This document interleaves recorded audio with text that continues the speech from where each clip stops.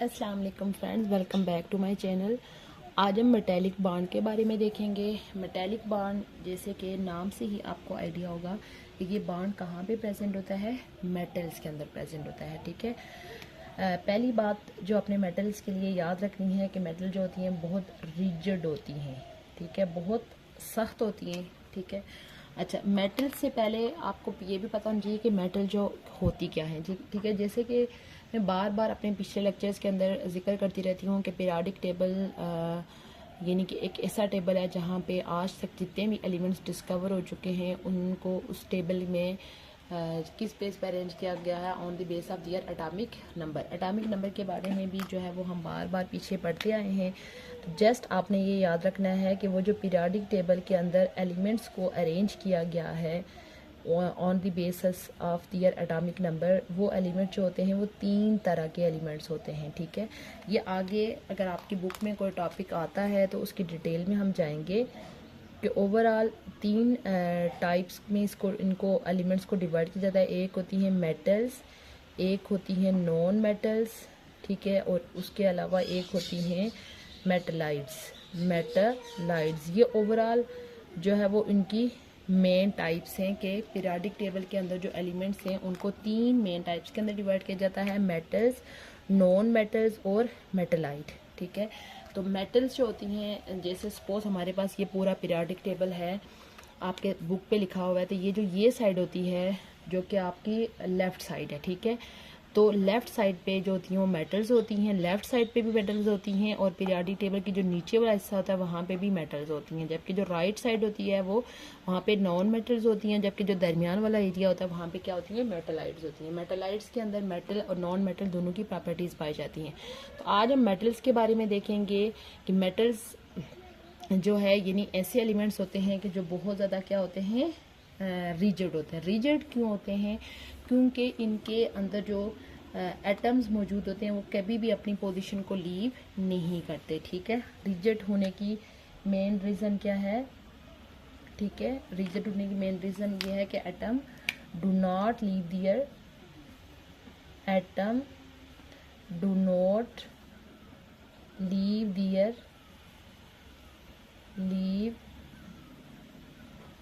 दियर position. Atom जो होते हैं वो अपनी पोजीशन को लूज नहीं करते, इसी वजह से क्या होते हैं ये अपने आप को थोड़े से ये रिजिड होते हैं। ठीक है, अब हम इसका थोड़ा सा स्ट्रक्चर देख लेते हैं कि जो मेटल्स होती हैं वो पीरियोडिक टेबल के शुरू में होती हैं। इनके आउटरमोस्ट शेल के अंदर बहुत कम इलेक्ट्रॉन्स होते हैं, तो इस वजह से अपने आपको स्टेबल करने के लिए क्या करते हैं, मोस्ट इलेक्ट्रॉन्स को लूज कर लेती हैं। ठीक है, इनके आउटरमोस्ट शेल में या तो 1 इलेक्ट्रॉन होता है या 2 इलेक्ट्रॉन होते हैं। ठीक है, इस तरीके से तो अब अपने आप को स्टेबल करने के लिए मोस्टली अपने इलेक्ट्रॉन्स को क्या कर लेती हैं, लूज़ करती जाती हैं। तो जब ये इलेक्ट्रॉन को लूज़ करेंगी तो इनका जो पिछला स्ट्रक्चर होगा वो किस तरीके से हो जाएगा, ये भी हम देख लेते हैं। कि जैसे हमने जब पीछे पढ़ा था पॉजिटिव आयन के बारे में कि जब भी कोई एलिमेंट जो होगा वो अपने आउटरमोस्ट शेल में से इलेक्ट्रॉन को निकालेगा वो क्या बन जाएगा, पॉजिटिव आयन बन जाएगा। अब हमारे पास सपोज बहुत सारी ऐसे मेटल्स हैं, ये इस तरह से मेटल के डिफरेंट एटम हैं। तो अब क्या करेंगी, जितने भी मेटल के अंदर एटम्स मौजूद हैं वो अपने आप को स्टेबल करने के लिए क्या करेंगे, इलेक्ट्रॉन को रिलीज़ करेंगे। अब आपको पता है जब भी इलेक्ट्रॉन रिलीज़ होगा तो पीछे क्या चार्ज आ जाएगा, प्लस चार्ज आ जाएगा, इस तरीके से। तो लेकिन जो ये इलेक्ट्रॉन्स को रिलीज़ कर रही हैं तो वो इलेक्ट्रॉन रिलीज़ करके किसी को नहीं देंगी, जस्ट वो इनके करीब ही रहेंगी।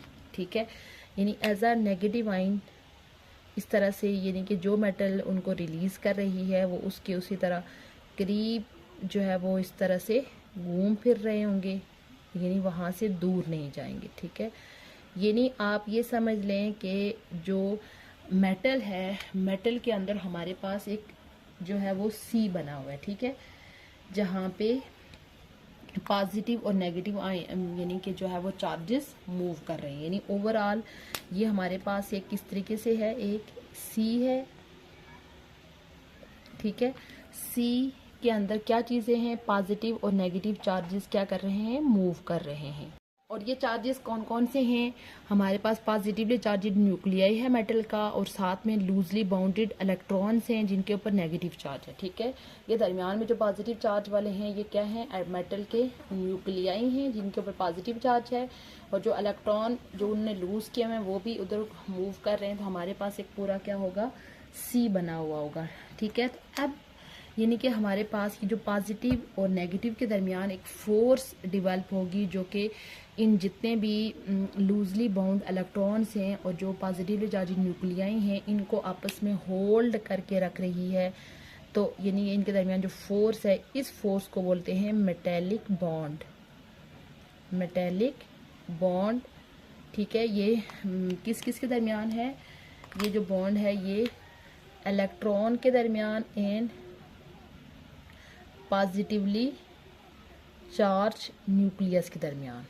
चार्ज न्यूक्लियस, ठीक है, लूजली बाउंड इलेक्ट्रॉन और पॉजिटिवली चार्ज न्यूक्लियस के दरमियान जो एक आप समझ लें फोर्स ऑफ अट्रैक्शन है जो कि उन सबको एक ही जगह बाउंड करके रख रही है। इस फोर्स को क्या बोलते हैं? मेटेलिक बॉन्ड बोलते हैं।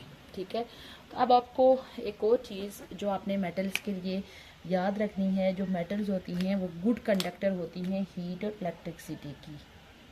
Good conductors, good conductor of heat and electricity. ये इलेक्ट्रिसिटी और हीट की गुड कंडक्टर क्यों है? क्योंकि आपको याद रखना है कि किसी भी चीज़ के अंदर से हीट या इलेक्ट्रिसिटी ट्रांसफ़र होने के लिए वहाँ पे दो चीज़ों का होना ज़रूरी है। पहली चीज़ जो है वो उसके अंदर मौजूद आयंस, और दूसरी चीज़ उसके अंदर मौजूद इलेक्ट्रॉन। तो अब मेटल के अंदर जो है वो आयंस तो मौजूद नहीं है, लेकिन उसके अंदर जो है वो पॉजिटिव और नेगेटिव चार्जेस मौजूद हैं, जो कि जब भी किसी मेटल के अंदर से हीट पास होगी तो वो उस हीट को ट्रांसफ़र करके एक पार्ट से दूसरे पार्ट तक आसानी से जो है वो भेज देती हैं। क्यों?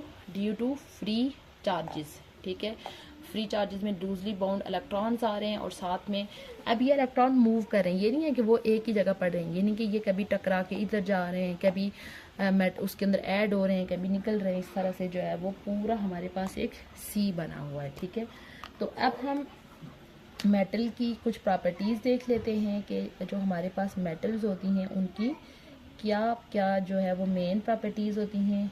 ठीक है, मेटल्स की पहली प्रॉपर्टी जो आपने याद रखनी है कि मेटल के अंदर मेटल आयन और इलेक्ट्रॉन का क्या होता है? सी पूरा बना हुआ होता है। ठीक है, मेटल आयन यानी कि ये जो पॉजिटिवली चार्ज्ड है न्यूक्लियस, उसको उन्होंने मेटल आयन कहा हुआ है, एंड सी ऑफ इलेक्ट्रॉन।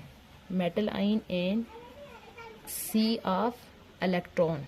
ठीक है, तो ये किसके अंदर मौजूद होता है? मेटल्स के अंदर। पहली चीज़ आपने जो याद रखनी है कि metal is consist of metal ions and sea of electrons. ठीक है, अब इसी प्रॉपर्टी ये जो मेटल आयन और सी ऑफ इलेक्ट्रॉन होने की वजह से जो है ये क्या होती हैं? गुड कंडक्टर होती हैं। ठीक है, गुड कंडक्टर हैं। अभी मैंने आपको बताया गुड कंडक्टर किसकी हैं? हीट और इलेक्ट्रिसिटी की। और हीट और इलेक्ट्रिसिटी की गुड कंडक्टर होने की मेन रीज़न है इसके अंदर मौजूद चार्जेस। उसके अलावा दूसरी प्रॉपर्टी जो है वो इसके अंदर अगर हम देखें तो ये मेलाएबल एंड डक्टाइल होती हैं। ठीक है, मेटल्स आर मेलाएबल एंड डक्टाइल। मेलाएबल, फिर मैं आपको बताती हूँ कि मेलाएबल क्या होता है एंड डक्टाइल क्या होता है। मेलाएबल एंड डक्टाइल। ठीक है, मेलाएबल एंड डक्टाइल क्या है कि मेटल्स इतनी नरम होती हैं, ठीक है, कि आप मेटल को जो है वो किसी भी तरह की इसको खींच के जो है वो उसके अंदर उससे क्या बना सकते हैं? वायर्स बना सकते हैं। यानी ये इतनी नरम होंगी कि इसके आप किसी भी तरह की वायर जो है वो इसको खींच के ड्रा करके इसके वायर्स बनाएं तो आप आसानी से बना सकते हैं। और डक्टाइल का मतलब होता है कि ये इतनी सॉफ्ट होती हैं कि आप इनको जो है वो इनके ऊपर स्ट्रेस अप्लाई करके, फोर्स अप्लाई करके आप किसी भी तरह की शीट्स के अंदर इनको कन्वर्ट कर सकते हैं। ठीक है, आपने देखा होगा कि घर में जो मेटल्स की कितनी तरह की जो चीज़ें होती हैं वो डिफरेंट फॉर्म्स में आप देखते होंगे कि उनको हम आसानी से डिफरेंट चीज़ों में कन्वर्ट कर सकते हैं। उसके बाद नेक्स्ट प्रॉपर्टी ये है कि इनके हाई मेल्टिंग और बॉइलिंग पॉइंट होते हैं। High melting point and boiling point, ठीक है। मेल्टिंग पॉइंट मीन के वो इनिशियल पॉइंट या वो स्टार्टिंग टेम्परेचर जहाँ पे मेटल की जो उसके पार्टिकल्स है वो मूव करना शुरू कर देते हैं, वो होता है उसका melting point. Melting point mean वो टेम्परेचर जिस पे वो मेल्ट करना स्टार्ट होती है। और बॉइलिंग पॉइंट जब उसका इंटरनल प्रेशर और एक्सटर्नल प्रेशर इक्वल होते हैं तो वो बॉयल करना शुरू करती है, तो वो उसका क्या होगा, बॉइलिंग पॉइंट होगा। उसके बाद फोर्थ वन प्रॉपर्टी इनकी जो होती है, ये क्या करती हैं, show metallic lustre. Show metallic lustre. Metallic lustre mean के इनके अंदर एक खास तरह की चमक होती है, ठीक है। आपने देखा होगा गोल्ड जो है वो हमारे पास मेटल की एक फॉर्म है, ठीक है। तो गोल्ड में आपने देखा होगा कि आप इसको घुमा के देखें तो उसके अंदर से एक खास तरह की चमक आपको नजर आ रही होगी। इसी तरह आप सिल्वर को देख लें, कोई भी जो मेटल की जितनी भी चीज़ें होती हैं आप उन सबको उठा के देख लें, उनके अंदर जो है वो खास तरह की चमक मौजूद होती है, जो कि वो चीज़ें जो कि नॉन मेटल्स की बनी हुई होती हैं उनके अंदर वो खास चमक नहीं होती। और वो जो चमक सी होती है, शाइनिंग होती है, उसको मेटेलिक लस्टर बोलते हैं, ठीक है। उसके बाद नेक्स्ट प्रॉपर्टी ये होती है कि मेटल जो होती हैं वो टफ होती हैं और स्ट्रॉन्ग होती हैं। टफ एंड स्ट्रॉन्ग, ठीक है। टफ और स्ट्रॉन्ग होने का मतलब ये है कि आप ये टूटेंगी नहीं, ठीक है। जैसे मैंने आपको बताया कि आप इनको मलाएबल हैं, आप इनके अंदर से किसी भी तरह की जो स्ट्रेस अप्लाई करके खींच के वायर्स बना सकते हैं और ये इनसे शीट्स बना सकते हैं, ठीक है। तो इट्स मीन कि ये ऐसी चीज़ नहीं होती है कि आप इस पर थोड़ी सी ताकत अप्लाई करेंगे तो ये टूट जाएंगी, ठीक है। ये टूटने के बजाय डिफरेंट तरह की शेप्स को अडॉप्ट कर लेंगी, इसी वजह से इनकी प्रॉपर्टी है कि ये बहुत टफ हैं और स्ट्रॉन्ग हैं। आप इनको किसी भी तरह की जो है वो शेप के अंदर कन्वर्ट कर सकते हैं, ठीक है। ये था हमारा आज का लेक्चर जिसमें हमने मेटेलिक बॉन्ड को डिस्कस किया, ठीक है। मेटेलिक बॉन्ड के लिए पहली बात जो आपने याद रखनी है कि ये बॉन्ड कहाँ पे मौजूद है, मेटल्स के दरमियान होगा, ठीक है। जो मेटल्स होती हैं इनको अपने आप को स्टेबल करने के लिए मोस्टली इनके आउटरमोस्ट शेल में बहुत थोड़े से इलेक्ट्रॉन होते हैं। अपने आप को स्टेबल करने के लिए अपने बाहर वाला जो शेल होता है वहाँ से इलेक्ट्रॉन को लूज कर देती हैं। तो लूज करने की वजह से इनके जो पीछे पॉजिटिवली चार्ज न्यूक्लियाई क्रिएट होंगे, लेकिन यहाँ पे जो इलेक्ट्रॉन ये लूज करती हैं ये बाहर नहीं जाते बल्कि उनके अंदर ही इधर उधर तैरते रहते हैं। तो इनके पॉजिटिव ली चार्ज न्यूक्लियस और वो जो फ्रीली और लूजली बाउंड इलेक्ट्रॉन्स होते हैं उनके दरमियान जो फोर्स ऑफ अट्रैक्शन होती है उसको बोलते हैं मेटेलिक बॉन्ड। फिर हमने इसकी डिफरेंट प्रॉपर्टीज देखी कि ये डिफरेंट चार्जेस की वजह से ये आसानी से हीट और इलेक्ट्रिसिटी को कंडक्ट कर देती हैं। ये मेलाइब और डक्टाइल होती हैं, इनके हाई मेल्टिंग और बॉइलिंग पॉइंट होते हैं, ये मेटेलिक क्लस्टर शो करती हैं और ये टफ और स्ट्रॉन्ग होती हैं। इनको आप किसी भी तरह की शेप में कन्वर्ट कर सकते हैं। उम्मीद करती हूँ आपको आज का लेक्चर अच्छा लगा होगा। इंशाल्लाह बहुत जल्द मैं न्यू टॉपिक के साथ आऊँगी, तब तक के लिए अल्लाह हाफिज़।